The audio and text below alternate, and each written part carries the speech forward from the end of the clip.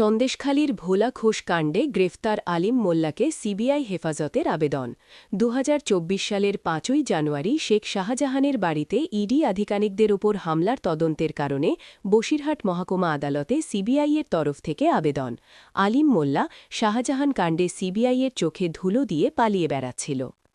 গত ১০ই ডিসেম্বর সকালে বাসন্তী হাইওয়ে রোডে শেখ শাহজাহানের কেসের অন্যতম সাক্ষী ভোলা ঘোষকে ট্রাক চাপা দিয়ে খুন করার চেষ্টা করার অভিযোগ করেন ভোলা ঘোষ ও তার ছেলে। ওই ঘটনায় মারা যায় ভোলা ঘোষের গাড়ির চালক ও ভোলা ঘোষের ছোট ছেলে। এই ঘটনায় যাদের বিরুদ্ধে অভিযোগ করেছিল তাদের মধ্যে অন্যতম নাম ছিল এই আলিম মোল্লার। পরবর্তীতে ২১শে ডিসেম্বর রাতে আলিম মোল্লাকে গ্রেফতার করে ন্যাজার থানার পুলিশ। তারপর আলিম মোল্লার জেল হেফাজত হয়। আজ শেখ শাহজাহানের কেসের ঘটনায় আলিম মোল্লাকে নিজেদের হেফাজতে নেওয়ার জন্য বসিরহাট মহকুমা আদালতে